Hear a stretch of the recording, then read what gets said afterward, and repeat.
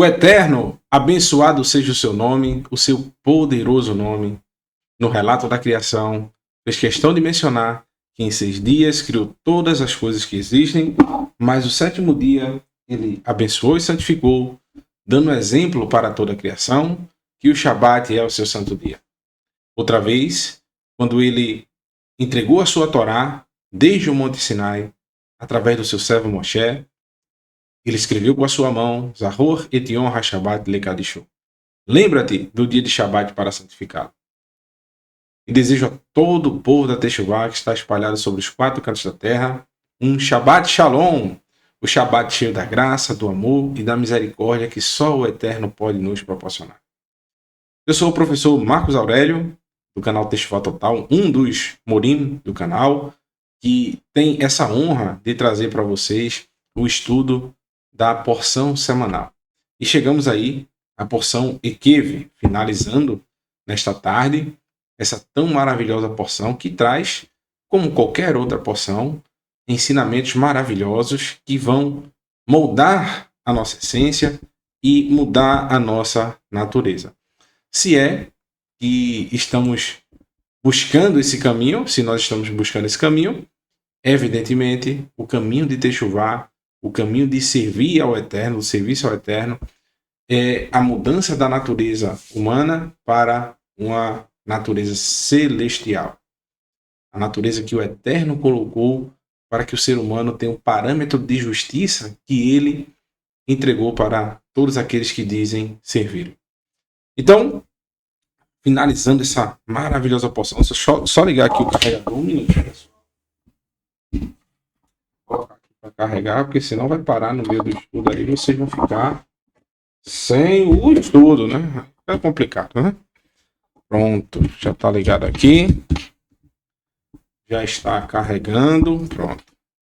Tínhamos esquecido desse detalhe.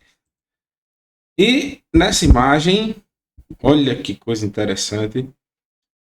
Esse gatinho aqui, se olhando no espelho, se considera um leão enorme. O leão forte, né? Ele está se achando maior do que ele realmente é. E muito nós vemos, né, em campanhas de marketing, né, que nós devemos liberar quem nós somos, sermos pessoas mais fortes, né, destemidas. E realmente todo ser humano tem esse dom de se superar em ações, em força, nos momentos de dificuldade. As pessoas que têm mais valor são aquelas que se superam. E geralmente se utiliza essa imagem com essa finalidade de superar os seus limites, de criar expectativas maiores do que você realmente é, você entregar algo a mais. Porém, existem pessoas que não estão buscando esse motivo emocional, mas se consideram melhores do que os outros. Elas não são nada, são apenas um gatinho inocente, mas que se considera um leão, se acha superior a todos os que estão à sua volta. Outras vezes a gente encontra, né, principalmente em desenhos, um animalzinho ali para e começa a gritar, né, e pode ser um leão, um tigre, o que quer que seja, um animal pequeno, né, e começa a gritar, e aqueles inimigos que estão quase o cercando, quase o agredindo, e eles fogem. Mas quando quem está atrás dele geralmente é o seu pai ou o seu grupo que o protege, né?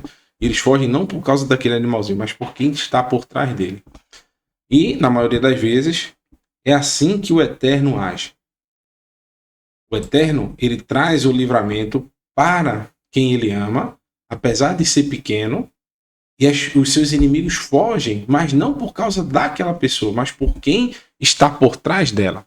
Assim foi Davi contra Golias. Davi, ele lutou contra Golias, e não foi a pedra que Davi jogou que matou Golias. Foi o Eterno a quem Davi seguia. Foi o nosso Elohim. Ele é quem salvou Davi em vários momentos da sua vida. Assim acontece com todos nós. A vitória que nós temos muitas vezes, 100% das vezes, tenha certeza que não é nós que somos esse pequeno gatinho aí que se olha no espelho e se vê grande. Muitas vezes, né? Pessoas que têm arrogância, prepotência. Na realidade, a vitória é do Eterno. E é isso que a gente vai ver nessa porção agora à tarde. Moshe fazendo esse alerta para que o orgulho não tome conta da congregação, para que as pessoas se esqueçam de quem está por trás das vitórias e quem vai fazer ser o responsável pela conquista da terra prometida, que não será o próprio braço do povo, e sim quem está por trás dessa missão, dessa empreitada, que é o Eterno.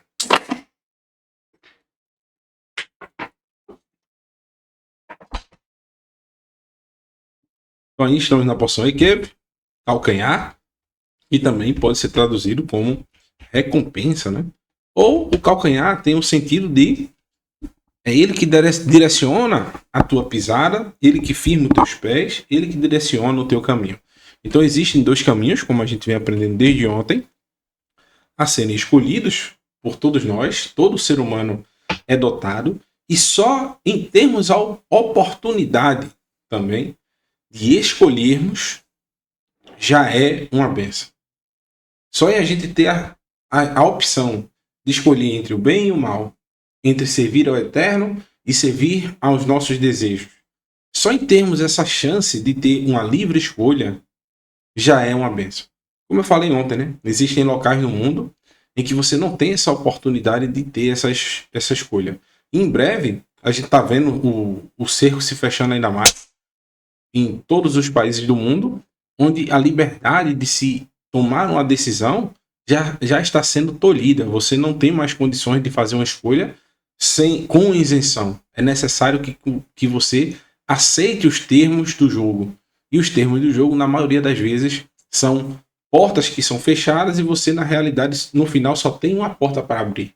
Então isso não é uma livre escolha. Isso é uma escolha sob pressão. O Eterno não faz isso para que alcancemos a entrada no seu reino. Essa porta já é aberta, porém, Yeshua ensina o quê? Existem dois caminhos. O da porta larga, o caminho largo e a porta larga que leva à perdição, e muitos entram por ela. E existe o caminho da porta estreita e o caminho estreito. Esse é o que leva à vida eterna. Então, existem esses dois caminhos. O caminho estreito, quem diz que é fácil, tem uma breve contradição com, por exemplo, algumas passagens bíblicas. O caminho, às vezes, é difícil. Como o deserto, a jornada não foi fácil. A saída do Egito é em momentos de angústia. A jornada de Yaakov para o retorno à Terra Prometida não foi uma jornada fácil, foi angustiante, né? Tanto que existe o período da angústia de Yaakov. Então, existe um momento de angústia, de às vezes o Eterno se calar, a gente não ouvir a sua voz, porém, é necessário que a gente tome cuidado e preste atenção, muitas vezes, sobre isso. Então, só um minutinho, meus irmãos.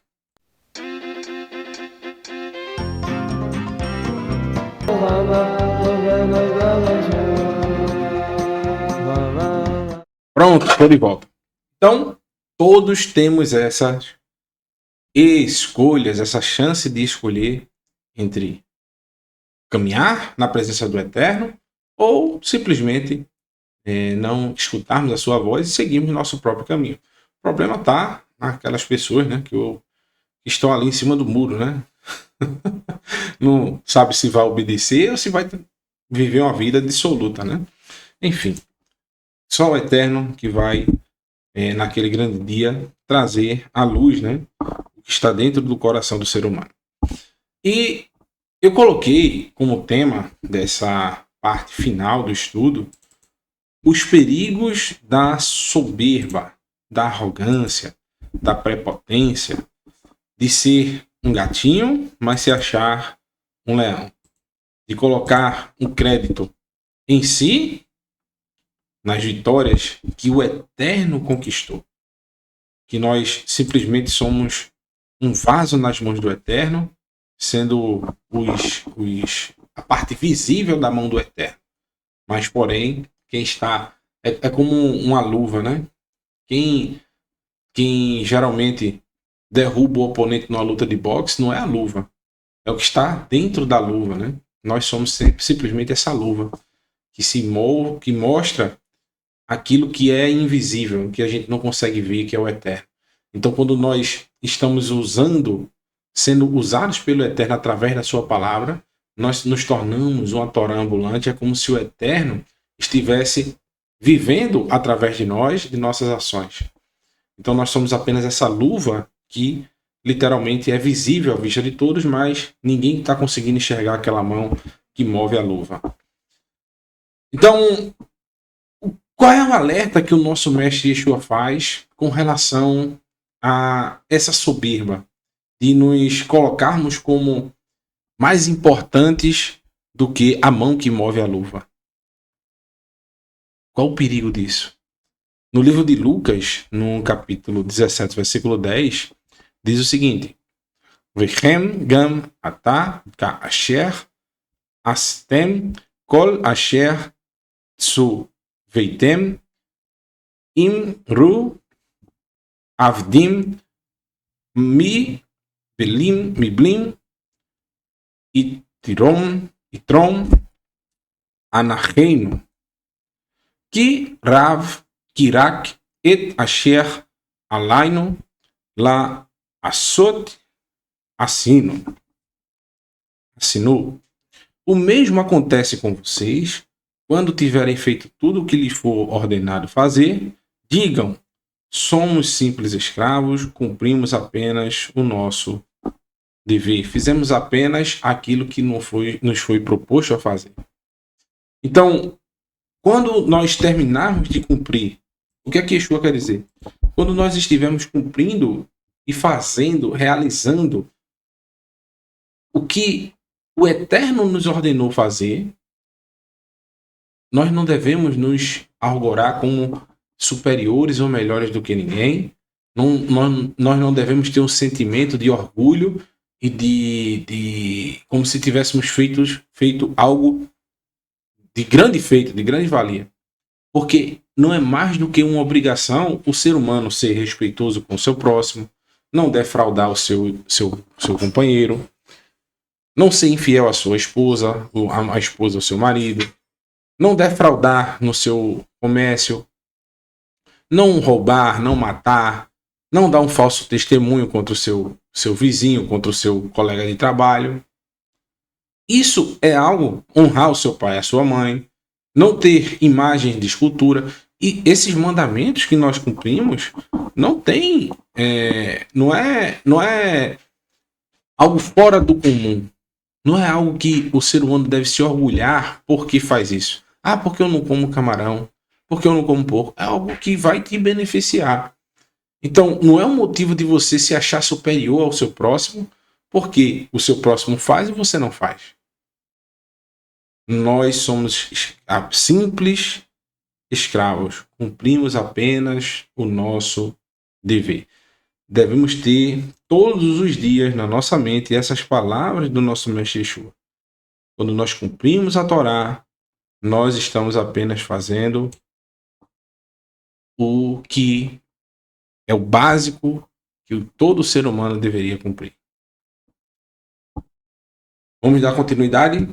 No livro de Devarim, no capítulo 9, versículo 1, Deuteronômio 9:1, diz o seguinte: Shema Israel, Atá over Hayom et ha-Yardem, Lavô la Reshet Goim Gadolim, Va Atsumim Mimecha, Arim Gedolot, U Vetsorot Ba Shammai.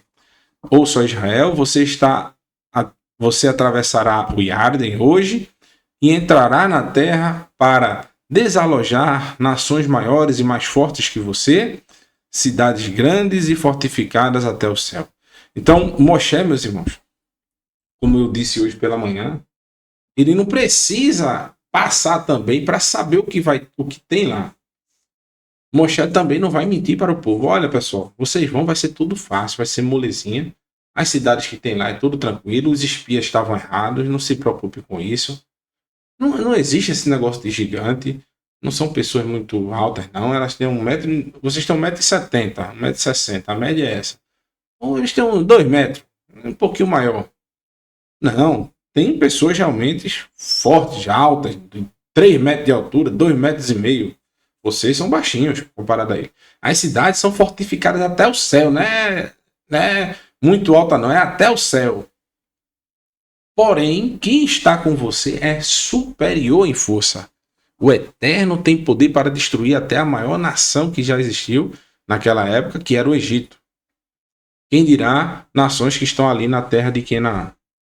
Então Moshe, ele não vai amenizar o seu discurso. E ele não precisa entrar para saber as cidades que tem lá, porque ele confia no Eterno, ele confia no que o Eterno diz. Ele aprendeu com seu erro.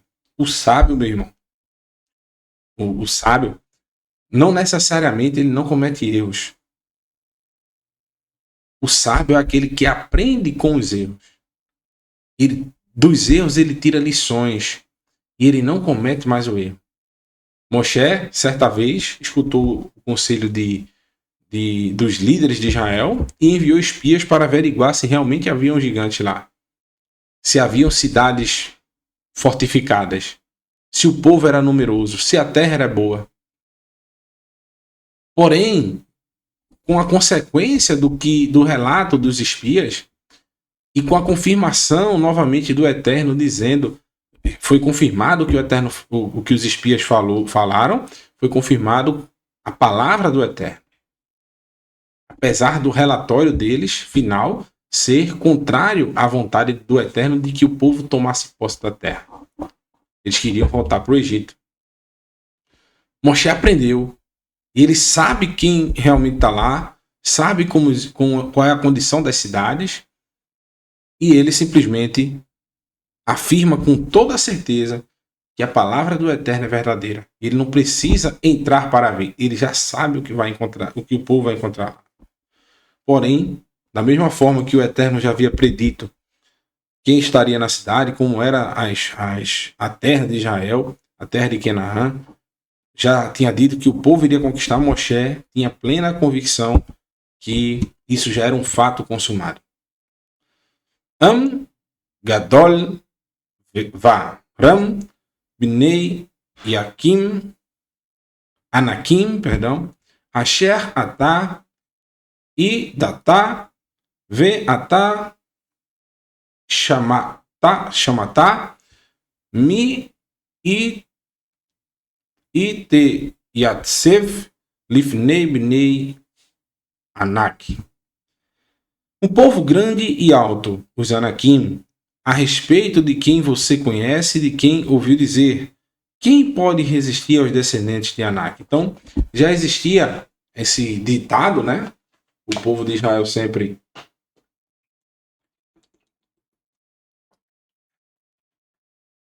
com falas temperadas, né? De emoção. E já existia um ditado: quem pode resistir a esses filhos de Anak? Moshe está dizendo: vocês podem resistir. Vocês podem vencê-los. Não por causa da sua força. Vocês são esse gatinho, né? Que por trás de vocês tem um grande leão. O leão que lutará suas batalhas. Aquele que derrotará os inimigos. Esse é o Eterno.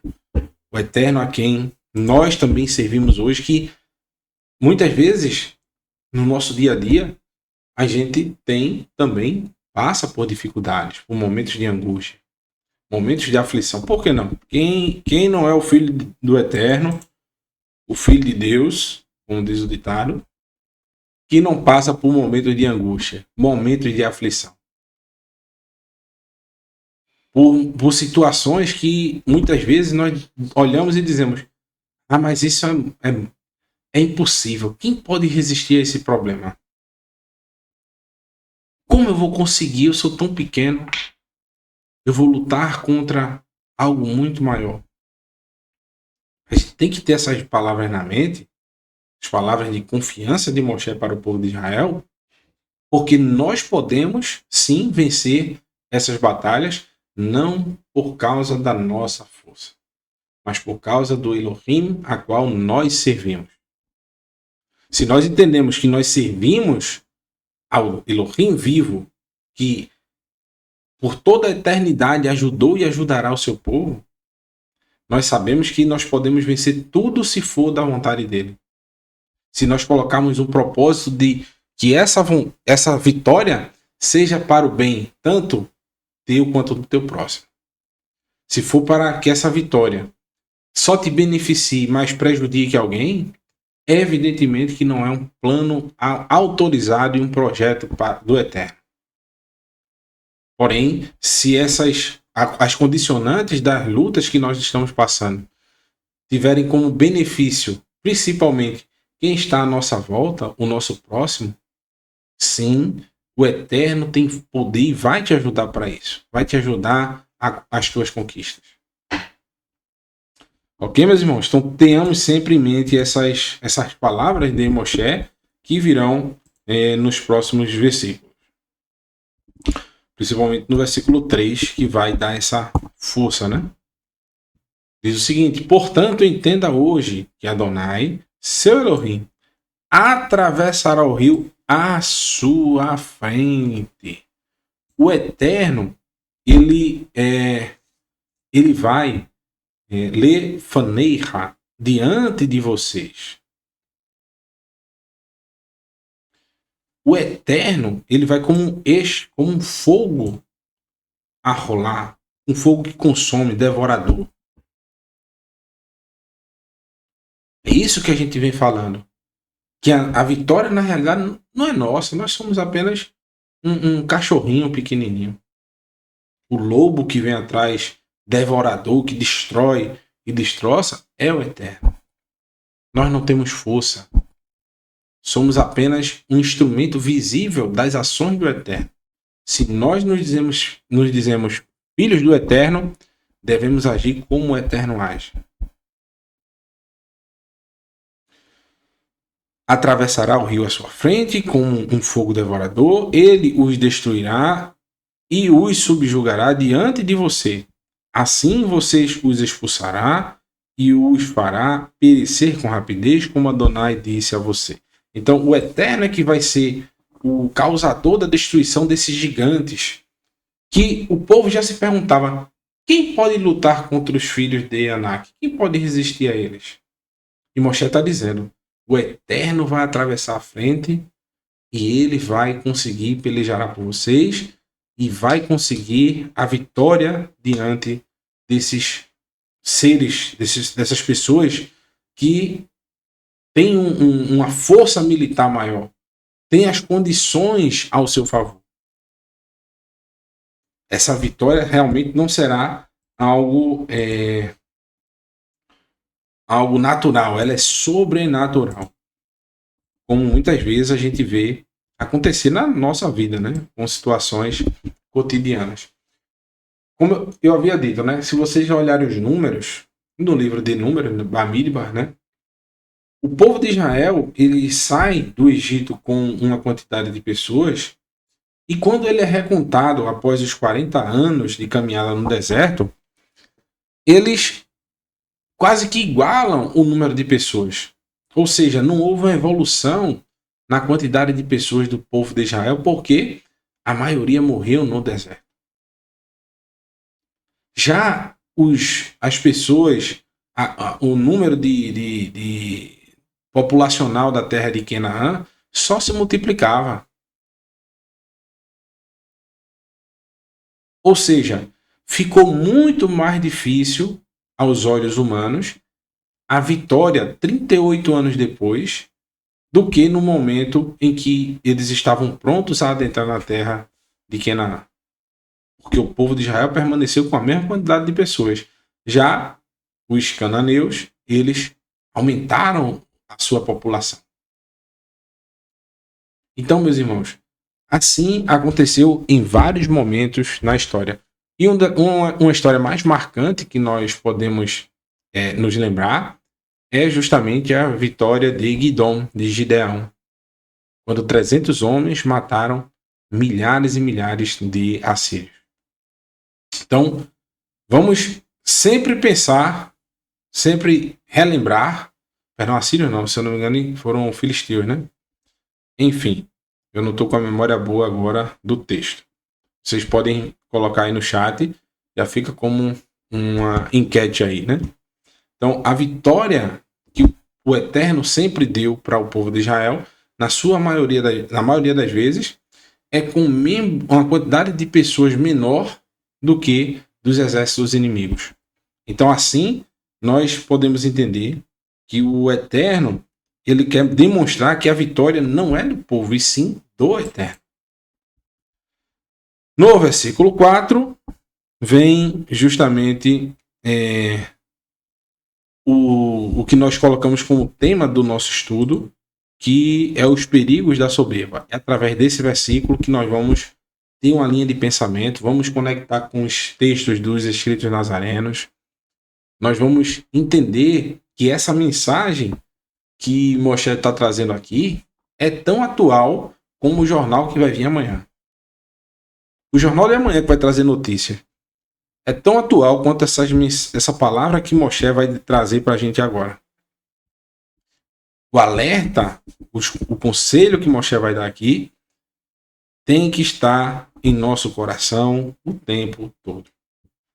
O texto diz o seguinte: não pensem de si mesmo, depois de Elohim os ter expulsado à sua frente. Adonai me trouxe para tomar posse da terra por causa da minha justiça. Esse é o perigo. Os perigos da soberba. Não, isso aconteceu pelo fato dessas nações terem sido ímpias, que Adonai as expulsará diante de você. Então, Moshe sempre vem relatando a mesma coisa. Esse é o pensamento de Moshe. Ele sabia que o povo, ao começar a obter êxito e vitórias, Moshe, conhecendo intimamente esse povo, o qual ele andou por 40 anos, ele sabia que facilmente eles iriam pensar isso aí. Se esquecer do Eterno e achar que a força está neles. Moshe conhecia para quem ele estava falando isso. Ele sabia que o povo, em pouco tempo, iria atribuir essa conquista não ao Eterno, mas a si mesmo. Achando que eles é quem conquistaram a terra de Canaã. Então Moshe não está usando esse momento de euforia, que o povo está prestes a adentrar na terra, para encher a bola do povo. Não. Está dizendo, olha, vocês tomem cuidado, que vocês são arrogantes e soberbos. É o Eterno que pelejará por vocês. Ele que conquistará essas batalhas.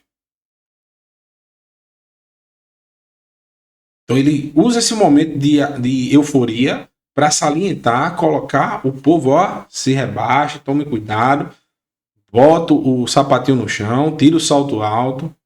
Não é por causa de você, não é por causa da sua justiça que o Eterno está fazendo isso. Porque vocês e seus antepassados agiram de uma forma ímpia diante do Eterno. E ele vai citar vários exemplos da impiedade do povo durante esses 40 anos. A gente vai citar um texto já, Devarim, capítulo 26, onde Moshe faz questão de salientar a origem do povo de Israel. Teu pai era arameu, ou seja, vocês eram estrangeiros.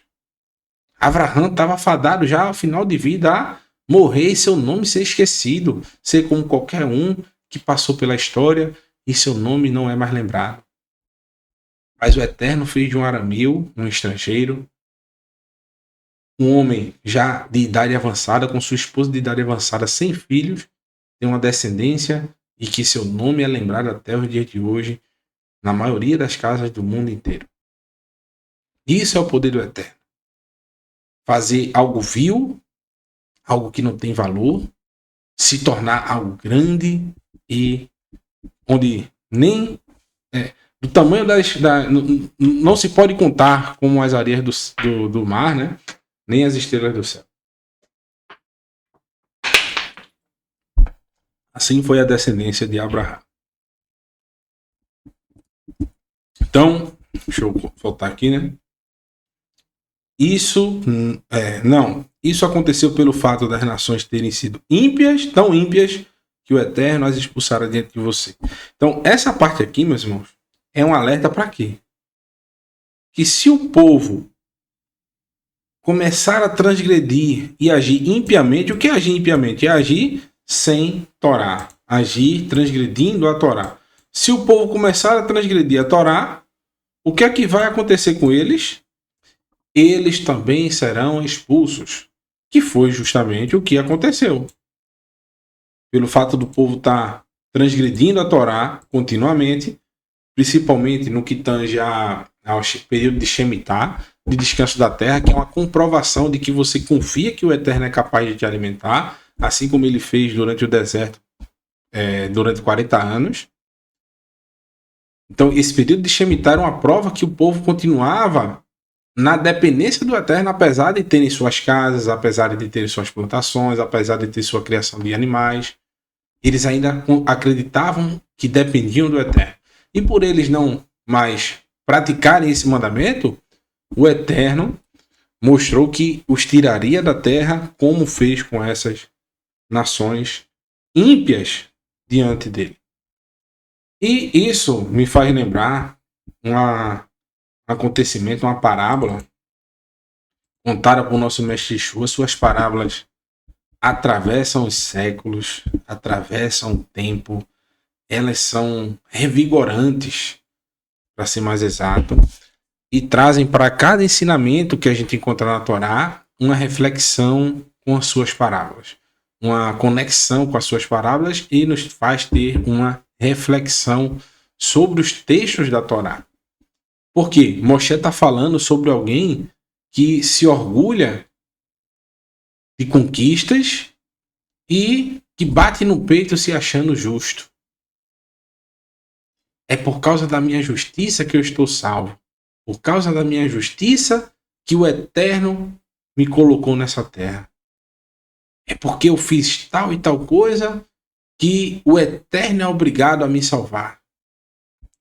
Yeshua vai contar uma parábola que vai se encaixar como uma luva, né? A gente está falando aí de luva, com essas palavras de Moshe. No livro de Lucas, no capítulo 18, versículo 9, diz o seguinte: Vá e machal gam et ha machal hazé. E contou estas parábolas para aqueles que El ha botechim be nafsham ki tzadikim chem va aharim be enichem que efes ne rechavu. E contou essa parábola para aqueles que confiavam em sua própria justiça, e aos seus olhos os outros não eram nada. Eles eram efes. Eles não eram nada. Então, ou seja, eles se achavam justos, mas os outros, aos seus olhos, não eram nada. Efes, eles eram um zero, um nada. Então eles se achavam os melhores. E quem estava à sua frente era um zero à esquerda, alguém que não tinha valor. Assim é o que Moshe está falando para o povo de Israel, que estava prestes a adentrar na terra de Canaã, e eles achavam que eles poderiam achar, né? E até chegaram a achar que eles eram superiores por causa da sua justiça, e os cananeus não eram nada. Estavam sendo destruídos por causa da justiça dos israelitas. Mas não. Eles tinham o seu valor se eles fizessem techuvá. Eles tiveram a oportunidade, assim como os israelitas também, mas eles colocaram no seu coração que não obedeceriam. Estavam determinados a isso. Já o povo de Israel oscilou. Momentos de obediência, momentos de desobediência. E por isso, não pela justiça do povo, mas sim daqueles que foram fiéis a todos os mandamentos que o Eterno ordenou, que foram Abraham, Isaac e Jacó. Por causa da justiça desses 3 homens justos, dos nossos antepassados, que o Eterno está mantendo a sua promessa. Até os dias de hoje. E nós buscamos neles exemplos da fé verdadeira, da confiança verdadeira, andando conforme eles andaram. Como está no livro de Bereshit, Gênesis capítulo 26, versículo 5. Que a gente já leu, né? Ontem à noite. Desculpe, meus irmãos, estou com uma dor enorme nas costas. A gente vai conseguir terminar, se o Eterno assim permitir. Mas tá puxado. Tem um mau jeito aí. Acontece. Então, olha a parábola que Yeshua conta. Ele começa o cabeçado da parábola falando de alguém que se achava justo, confiava em sua própria justiça, e os outros, aos seus olhos, não eram nada. 2 homens subiram ao templo para orar. Quem eram esses 2 homens? Um que era justo aos seus próprios olhos, e ele olhava para o próximo e dizia: esse não vale nada. Um era parush e o outro um coletor de impostos. Um publicano, né? O parush, em pé, orava no seu íntimo: ó Elohim, eu te agradeço porque eu não sou como o resto da humanidade. Ou seja, ele já descartou aqui, basicamente, o mundo todo, né? Só ele deveria ser salvo. Que arrogância, né? Yeshua, nas suas parábolas, Yeshua usa esse aumentativo, né? Para chamar mais atenção, né? Ele usa, literalmente, ele infla, né? Os ânimos, né? Eu não sou como o resto da humanidade. Gananciosos, desonestos, imorais, ou como este coletor de impostos. Ou seja, ele está usando até um exemplo de pessoas não só que não existem, né? Um exemplo que pessoas que ele vê no geral, mas ele cita nominalmente alguém que ele está vendo. Ele acusa, aponta o dedo para julgar alguém. Jejuo 2 vezes por semana e dou o dízimo do que ganho. Então, ele está se argorando, está elencando para o Eterno mandamentos, não só mandamentos que o Eterno mesmo ordenou, mas até mandamentos de sua própria justiça. Por quê? Preste atenção. A gente viu com o Moré Felipe que não se pode retirar nem acrescentar a nada do que a Torá ordena. Não é isso? Devarim, no capítulo 4, versículo 2. Porém, aqui existe uma prática, o dízimo é um mandamento, porém, jejuar 2 vezes por semana não é mandamento. O mandamento é jejuar quantas vezes? Quem estuda a Torá aí já sabe. 1 vez por ano. Agora, é proibido eu fazer o jejum 2 vezes por semana? Não. Se você sente essa necessidade de jejuar e orar, de se humilhar perante o Eterno, para que o Eterno observe com mais atenção a uma causa tua, faça. É um desejo? Faça. Porém, qual é o sentido que esse homem está usando o jejum aqui nesse caso? É para mostrar ao Eterno que ele é superior a outras pessoas. Ele é mais justo do que outras pessoas. Então, não só o jejum, mas qualquer mandamento, até os mandamentos da Torá, quando são usados com a finalidade de se mostrar melhor do que o teu próximo, ele é totalmente inválido. Não existe mais validade nenhuma para esse mandamento. Eu não como carne de porco. Eu não sou como esse aí que come. Injusto. Eu vou ajudar esse aí? Por mim que morra de fome. Isso aí transgride o Shabat. Existem pessoas que não ajudam ninguém que não tem exatamente a mesma fé que ele tem. Isso eu digo, meus irmãos.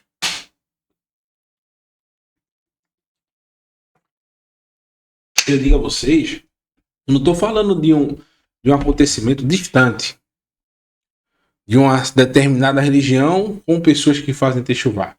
Eu falo com pessoas que fazem techuvá e outras pessoas que fazem techuvá. Eu sou testemunha disso. Existem pessoas que estão em techuvá, mas têm uma determinada linha de pensamento acerca de alguns mandamentos ou algumas interpretações que só pelo fato de alguém pensar diferente, ela já não considera aquela pessoa como irmão. Já não o ajuda. Já se acha superior. Porque ele observa o mandamento daquela forma que ele considera correto e o irmãozinho não considera. Então, é necessário a gente fazer essas ponderações. Será que eu também não tenho esse pensamento de me julgar superior do que o meu próximo porque eu pratico determinadas coisas?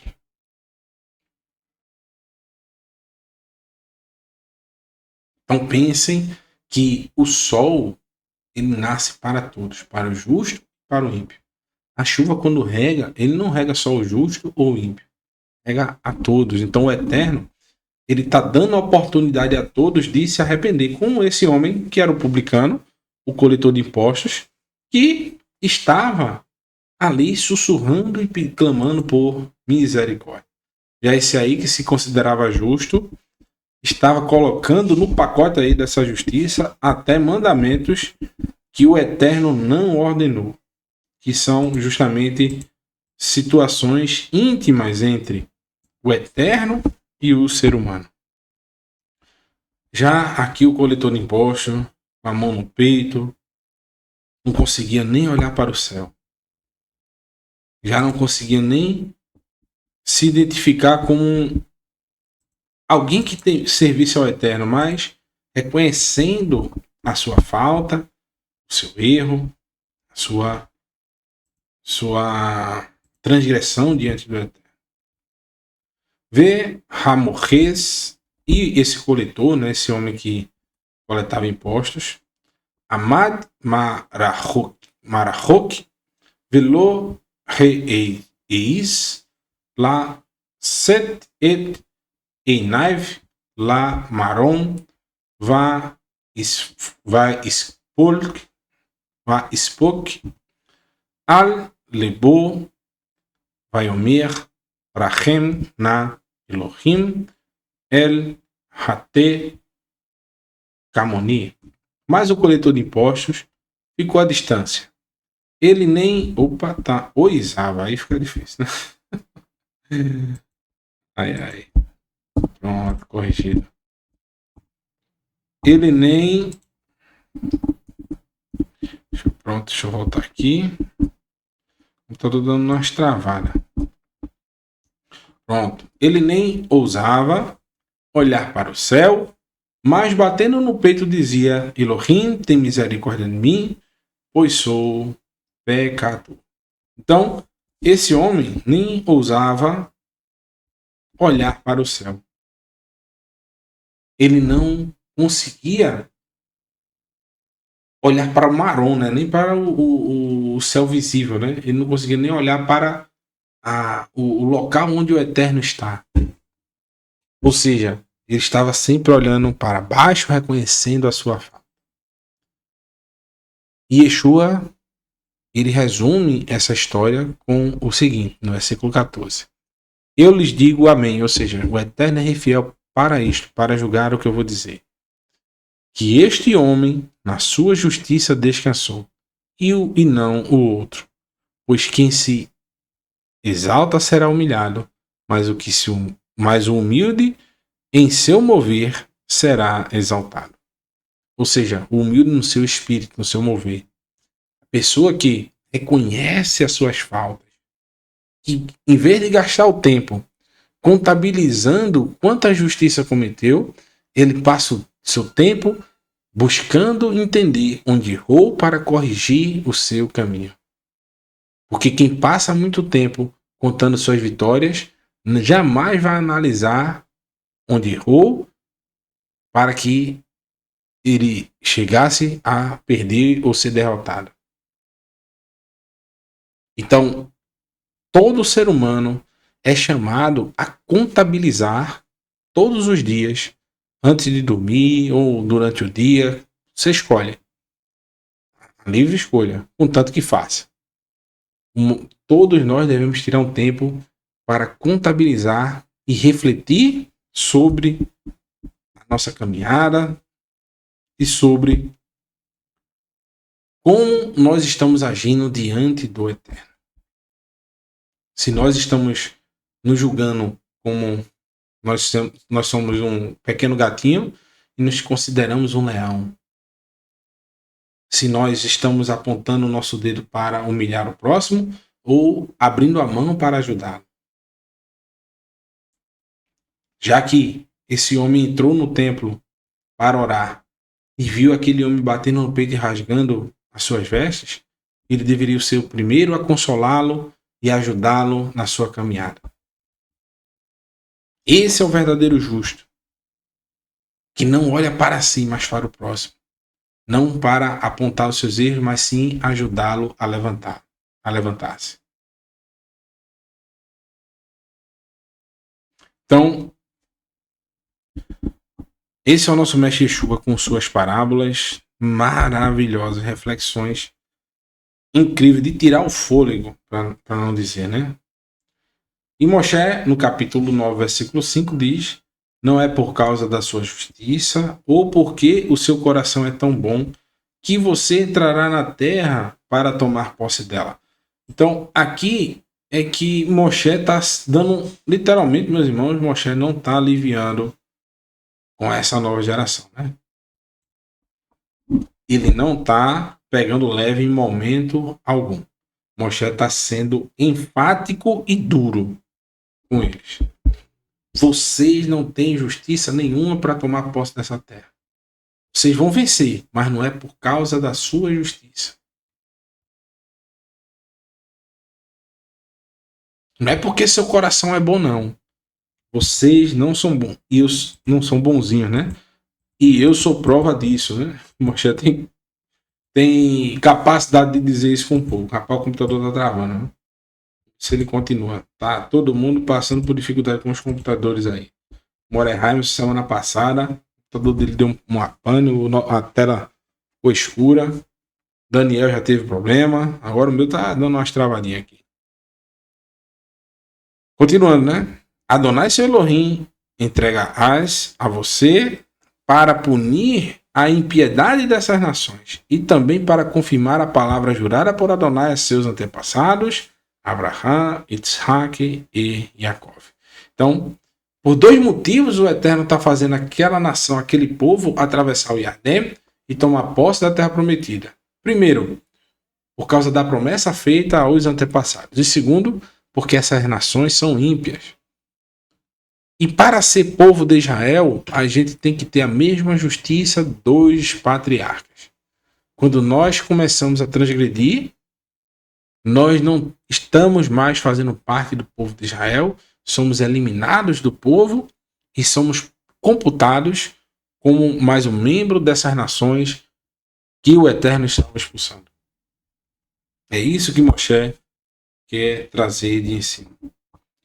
E no versículo 6 diz o seguinte: vai datar que lo betzedecaterra Adonai Elohecha notem la et haaretz ha-tová hazot la rishta ki kesher oref atá. Portanto, entenda que não é por causa da sua justiça que Adonai seu Elohim dá esta boa terra a vocês para possuir. Vocês são um povo teimoso. Foi quando Moshe, a mesma coisa que Moshe diz para o povo, quando eles ficam pedindo água, reclamando depois da morte de Miriam, porque não tinham água, não respeitaram o luto de Moshe, e Moshe foi lá, era para falar com a rocha, e Moshe pegou a vara e bateu na rocha 2 vezes, né? E ele chamou o povo de: vocês são um povo teimoso, de dura cerveja. E Moshe novamente está dizendo: olha, vocês são um povo teimoso. Entendam, fixe, bote na mente de vocês. Não é por causa de vocês, da sua justiça, que o Eterno está fazendo isso. Porque vocês são um povo teimoso. Deixa eu ver se tem alguma anotação aqui. Às vezes eu boto uns textos aqui. Algumas coisas que eu posso conectar, né? Sim, foi justamente aqui no capítulo, no versículo 5, que eu conectei com esse texto, que Moshe está dizendo que o próprio Abraham, quando eu citei aqui Abraham, Isaac e Jacob, o próprio Abraham, ele era arameu. Está lá em Devarim, capítulo 26, 5. Diz o seguinte: quando vocês entrarem na terra, né? Aí Moshe diz: então testificarás perante Adonai seu Elohim, e dirás: arameu, prestes a perecer, foi meu pai, e desceu ao Egito, e ali peregrinou com pouca gente, porém ali cresceu, até vir a ser nação grande, poderosa e numerosa. Devarim, capítulo 26, versículo 5. A nação de Israel é oriunda de um milagre, um nascimento milagroso, gerou esse povo, e que isso, por si só, já demonstra que não somos nada sem a presença do Eterno em nossas vidas. Então, até o nascimento dos patriarcas foram milagrosos. Então, sem o Eterno seria impossível a nação de Israel existir. E até os dias de hoje é assim. Quando a gente olha geograficamente a nação de Israel hoje, que é pequeníssima, né? Está rodeada de inimigos, pessoas que têm orçamentos trilionários, com o único intuito de destruir essa nação, e mesmo assim o Eterno os protege e os guarda de todo mal. Isso é a mão forte do Eterno guardando seu povo. Então, em momentos de euforia, esquecemos dos erros e só lembramos onde nós estamos. Só uma voz sensata pode nos advertir e colocar os nossos pés no chão, lembrando quem realmente somos e do que somos capazes de fazer. Isso é o que Moshe está fazendo no versículo 6, dizendo: não é por causa da sua justiça e vocês são teimosos. Então, no momento de euforia, o povo prestes a adentrar ali a terra prometida, a lutar as batalhas e vencer, Moshe está colocando nessas pessoas o entendimento de que eles devem ter cuidado para que o orgulho não tome conta dos seus corações. Do mesmo modo, meus irmãos, hoje nós devemos ter essa mesma compreensão, tomando cuidado para que o nosso coração não se eleve diante do nosso próximo e nos achando melhor a última bolacha do pacote, né?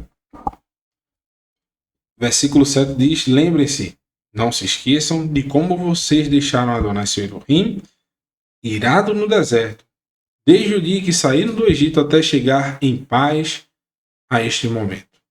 Vocês foram rebeldes contra Adonai. Então, Moshe, ele faz questão de lembrar que nos momentos de euforia, a maioria deles, o povo cometeu as maiores transgressões. Quando eles se moviam pelas multidões, a multidão estava ali e começava a festa, tocava um tambor, o outro puxava um pandeiro. Vinha um com um conselho ímpio, o outro: rapaz, realmente, você está certo, vamos fazer uma rebelião. O povo se deixava levar pelas emoções. Um pouco tempo esqueciam-se da palavra do Eterno, se esqueciam até que estavam no deserto. Então, se faz necessário ter alguém que esteja mostrando, botando o dedo na ferida, dizendo: olha, você não é esse aí tudo não. Você é teimoso. Preste atenção. Se corrija. Abre o teu olho, rapaz. É bom ter alguém assim, né? Versículo 8 diz: o Vehorev ha ketse fetem et Adonai va ite anaf Adonai Bachem Le Hashemid Etchem.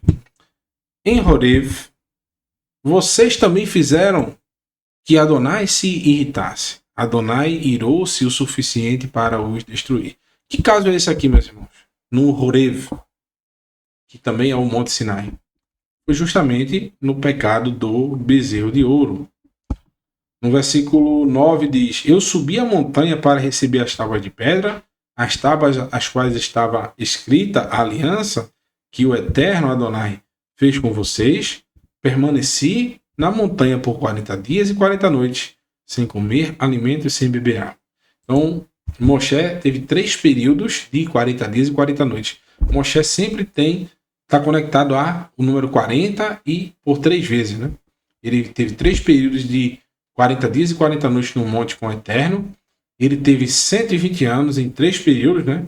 40 anos no Egito, 40 anos no exilado na terra de Midian e depois 40 anos com o povo de Israel no deserto.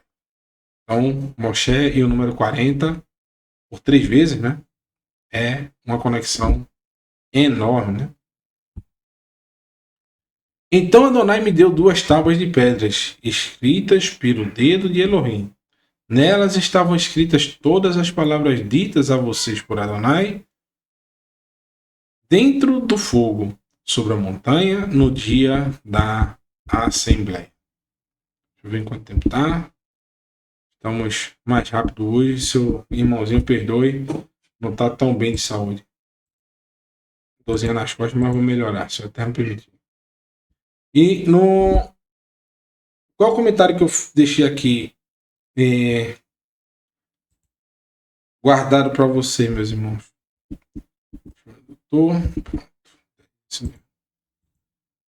Moshe, meus irmãos, estava reservado e se sacrificando, humilhando-se ao extremo enquanto a multidão folgava-se e se achava justificada em cometer suas ações.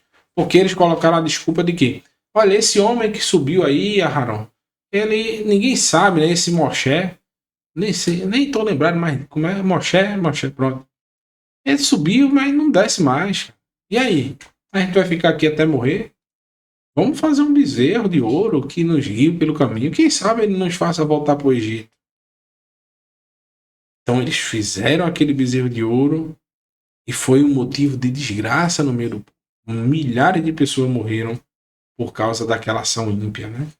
Aquela ideia, enquanto eles, em vez de estarem ali junto com Moshe, orando, pedindo ao Eterno por misericórdia e pedindo um direcionamento que fosse proveniente do Eterno, eles preferiram se sacrificar, sacrificar literalmente a sua paz com um bezerro de ouro. Então, a mesma coisa, meus irmãos, ocorre hoje, onde muitos utilizam o sacrifício do nosso Mestre Yeshua para dizer que estão libertos da Torá. Porém, chegará um momento em que ele descerá novamente do monte, que é o céu, né? Que está reservado para ele neste momento, e perguntará: quando o Filho do Homem vier, achará fidelidade na terra? Por isso que Yeshua disse, né? Quando o Filho do Homem voltar, achará fé na terra? É totalmente conectado com o bezerro de ouro. Quando Moshe desceu do monte, ele não viu a fé, não achou fé, achou rebeldia e destruição. Por isso que Yeshua pergunta, né? Quando o Filho do Homem vier, achará fé na terra? Hoje, Yeshua, vindo para estabelecer o reino do Eterno hoje, ele achará fé na terra? É uma pergunta que nós devemos nos fazer todos os dias. Não contabilizando os acertos e os nossos atos de justiça que nós cometemos hoje. Porque, como nós vimos no início do estudo, nós não estamos fazendo mais do que a nossa obrigação. Mas, antes, fazendo como aquele publicano que batia no peito e reconhecia: sou pecador e cometi erros. Eterno, me perdoa, tem misericórdia de mim. Então, todos os dias devemos fazer reflexões sobre os nossos erros. Capítulo 9, versículo 11, diz assim: Sim, depois de 40 dias e 40 noites, Adonai me deu as 2 tábuas de pedras, as tábuas da aliança. Então Adonai me disse: levante-se e desça rápido daqui, pois o seu povo, a quem você guiou do Egito, corrompeu-se. Eles desviaram-se com muita velocidade do caminho que lhes ordenei seguir, fizeram para si mesmo uma imagem de metal. Então, o que é que eles fizeram? Eles tinham uma escolha, uma oportunidade de escolher. E eles tinham essa escolha, né? Eles poderiam ter pego essa oportunidade de obedecer, mas eles desperdiçaram e colheram como recompensa, a morte. Porque, como Shaul disse, né? O salário do pecado é a morte. Então, a pergunta que nós fazemos e o que eu faço para você, né? Pergunta que nós devemos nos fazer todos os dias. Qual é o bezerro de ouro desta geração? O que distrai a congregação do Eterno nos tempos atuais? Qual é a algazarra que o povo está distraído, comemorando e dizendo: este é o Elohim que te tirou do Egito? Seria a imoralidade sexual, as redes sociais, bebedeira, bebida? Seria discussões sobre política, futebol, religião, riquezas? Quem sabe o padrão de beleza e estético que o mundo exige, com roupas vulgares e comportamentos reprováveis? Será a boa convivência com pessoas que são escarnecedoras da palavra do Eterno? Portanto, quando não lembramos o que desagrada o Eterno, isso já é um grande passo para termos dentro de nós um bezerro de ouro. Quem sabe nós não temos um bezerro de ouro? Aquele refúgio que nós temos enquanto devíamos estar junto com Moshe, ou junto com o nosso mestre Yeshua, ou junto com o nosso irmãozinho que está passando por dificuldade, orando e pedindo ao Eterno por misericórdia, a gente está ali nos distraindo em meio ao algazarra, em meio o mundo pegando fogo e nós nos divertindo e brincando. Como a gente estudou hoje pela manhã.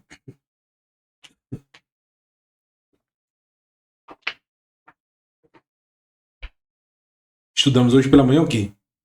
Que a fé sem obras é? A fé sem obras é? Escreva aí. A fé sem obras é? Morta. Quando eu passo o meu dia somente pensando em mim, eu posso fazer de mim mesmo um bezerro de ouro. Quando eu não olho para as dificuldades e necessidades do meu próximo, eu estou fazendo de mim um bezerro de ouro. Devarim, capítulo 9, versículo 13 diz: além disso, Adonai me disse: tenho visto esse povo, e que povo teimoso. Lembrei agora.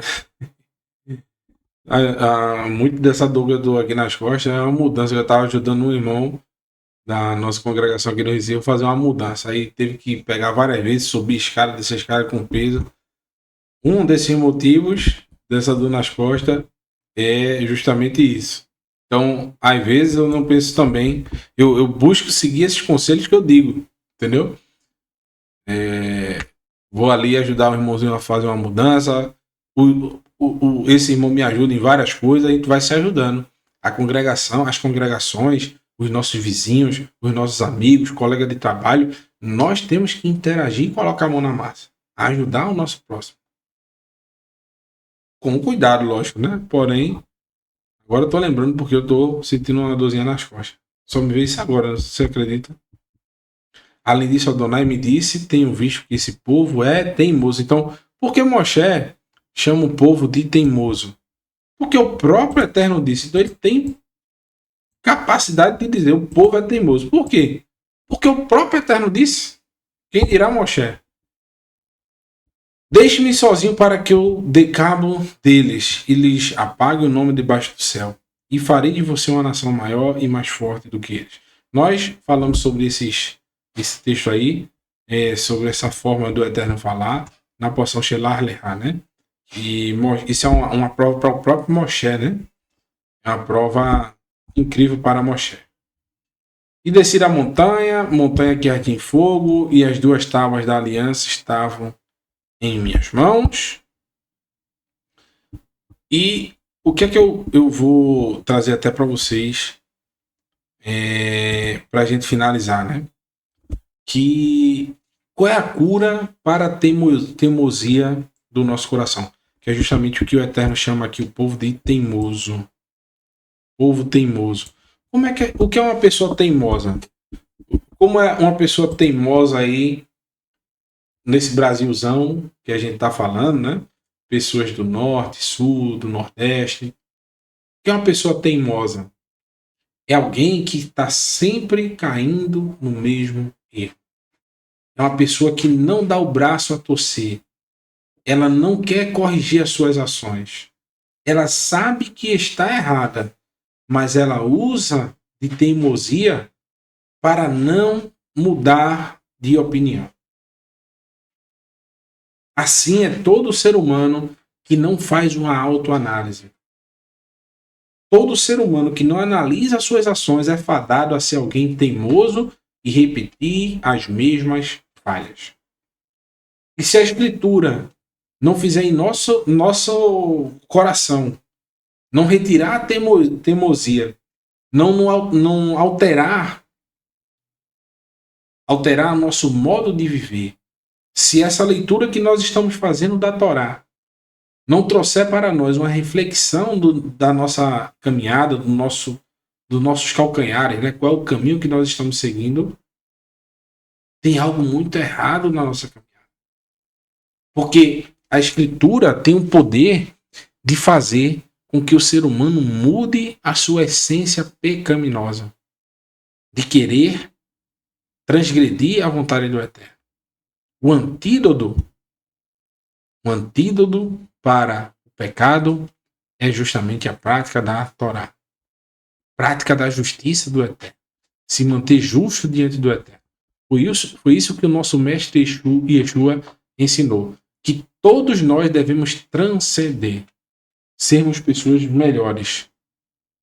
Nós devemos mudar a nossa característica de pecadores para pessoas que temem e são servos do Eterno. São tementes ao Eterno.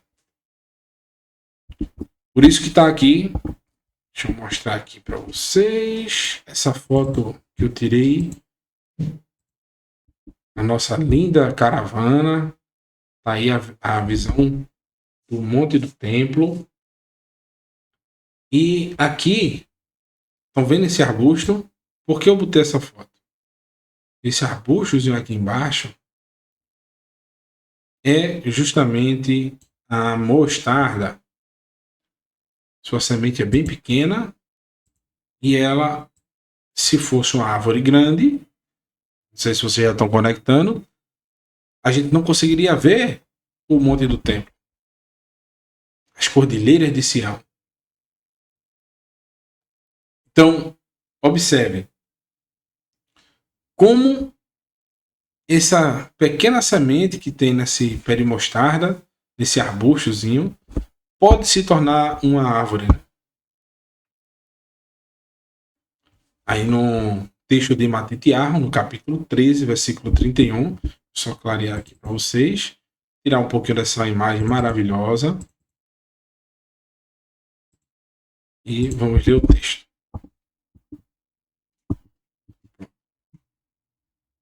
Va'isa lifnehem mashal, e contou diante deles mais uma parábola, né? Aher vayomer da mitá malchut hashamai le garegar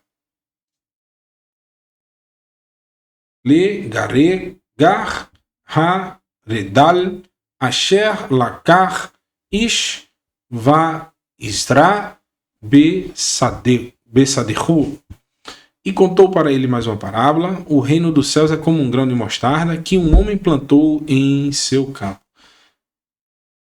Poderia ser comum alguém fazer uma plantação de mostarda? Sim, porque era um tempero, até hoje é uma especiaria que que traz muito sabor ao alimento, né? Porém, ninguém imagina que alguém vai plantar um grão de mostarda e vai nascer uma árvore enorme. Até porque ninguém vai semear um campo com árvores, não é isso? Você vai semear um campo geralmente com hortaliças. Isso é o que se semeia, né? Então o texto diz: ela é a menor de todas as sementes, mas quando cresce, torna-se a maior das hortaliças. Olha, hortaliças. E transforma-se em uma árvore. Perdão, aqui está no plural. Deixa eu alterar aqui. Uma árvore. De modo que as aves do céu vêm fazer ninhos em seus ramos. Aí eu pergunto a vocês, meus irmãos. Como é possível as aves do céu fazer ninhos nesses pequenos galhos aqui dessas hortaliças rasteiras, né? Pequenas, dá 1,10 m mais ou menos. Ela jamais foi uma árvore enorme. Mas o que é que o reino dos céus tem a ver com essa parábola? Yeshua ensina que o reino dos céus não tem muito valor para a maioria dos seres humanos. Ele é pequenininho. Para eles é como se fosse um grão de mostarda, que não tem valor, que vai se semear no campo e vai ser como mais uma das hortaliças, que com pouco tempo ela seca, murcha e vai embora. Que ela não tem tanto valor, porque ela não é uma árvore frondosa, porque as aves não fazem ninho nos seus ramos.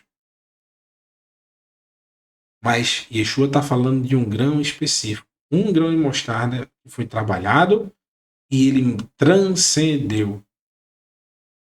Ele foi trabalhado no coração daquele que o campo seria o ser humano e ele mudou a sua característica e se tornou algo maravilhoso. Algo diferente de todos aqueles.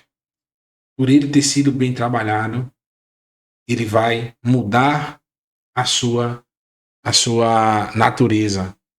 Ele não vai ser mais rasteiro, pequenininho. Assim é o reino dos céus naqueles que amam o eterno.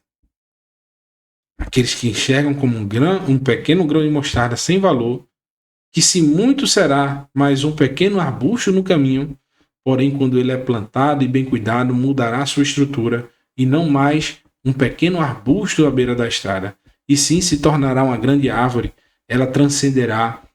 Isso é o propósito da Torá, fazer com que pessoas que à vista de muitos não têm valor algum, transcenderão e se tornarão um pilar para a eternidade. Assim é essa parábola, é o que essa parábola quer ensinar. Que o reino do céu, se ele for trabalhado e nós tivermos confiança e nós cuidarmos dele, ele não mais será apenas mais um arbusto no caminho, e sim mudará a natureza do ser humano. Do mesmo modo, ele fala mais uma vez sobre o grão de mostarda. Aqui estamos no Monte Tabor, certo? Aqui é o Monte da Transfiguração. Está lá no capítulo 17 de Mateus. Se vocês lerem o capítulo do versículo 1, fala sobre a transfiguração no Monte Tabor. E Yeshua descendo esse monte, ele está ali embaixo, tem milhares de pessoas o aguardando, e ele cita esse paralelo entre o grão de mostarda e transportar um grande monte para o mar, de um lado para o outro, é apontando para o Monte Tabor. E nós tivemos a oportunidade de conhecer em loco. E no livro de Matitiahu, 17, versículo 20, diz: ele lhes disse: por que vocês têm pouquíssima fé, confiança, né? Eu lhes asseguro que, se tiveres a confiança tão pequena quanto uma semente de mostarda, poderão dizer a esta montanha: saia daqui e vá para lá. E ela sairá, de fato, nada lhe será impossível. Então, o que é que eu quero dizer com isso, meus irmãos? E o que Yeshua quer dizer com isso? Que se nós tivermos uma confiança tão pequena no Eterno, nós podemos fazer uma montanha como o Monte Tabor, que para subir de carro passam-se quase 20 minutos, 10 minutos, de 10 a 20 minutos. Que são várias, uma estrada sinuosa, vai fazendo curva, vai subindo, subindo, subindo, e parece que não tem fim a subida. E de lá você consegue enxergar uma boa parte do território de Israel, nós conseguimos ver até depois do Yarden. Então, observem que se nós tivermos uma confiança pequena, Yeshua está dizendo que nós podemos transcender e fazer com que uma montanha saia do lugar.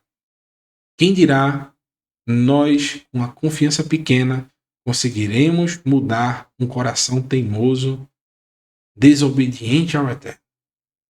Nós podemos transcender e tornar essa natureza pecaminosa em uma natureza de justiça.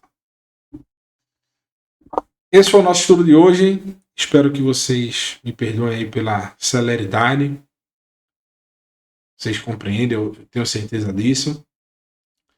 E que nós possamos ter essa semana cheia da bênção e da misericórdia do Eterno.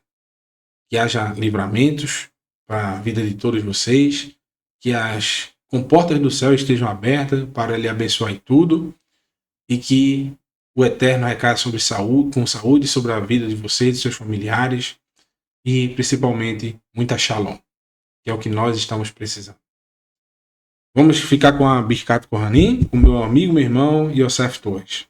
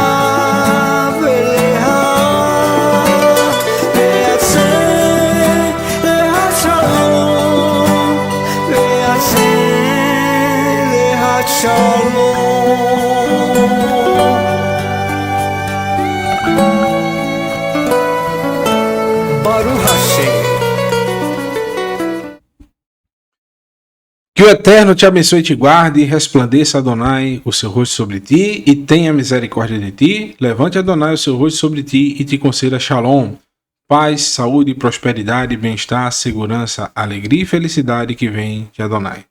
Beshem, Yeshua Hamashi, em nome de Yeshua, o escolhido do Eterno, nosso mestre, qual amamos. Shalom, Shavuatov. Shavuatov, meus irmãos, que o Eterno abençoe vocês. Vou deixar vocês com uma musiquinha aí do meu amigo, meu irmão, com saudade de você, meu querido. O Violão de Ouro. Dá uma palhinha aí, Raimson. Saudade de você, meu irmão. Que o Eterno te abençoe. Abençoe toda a sua família, a Silene, a Sara, a sua sogra. De muita saúde e muitas alegrias na sua vida, viu? Muita saudade de você, meu irmão. Tanto você, do meu amigo de Prígio, do Daniel e do meu irmão Marcos Felipe. Deixar aí com vocês com a música maravilhosa de autoria própria do meu amigo e meu irmão Raimson. Talentosíssimo, por sinal. Shalom, shalom mesmo. Shavuatov, viu? Amo vocês. Coração mesmo. Amo vocês.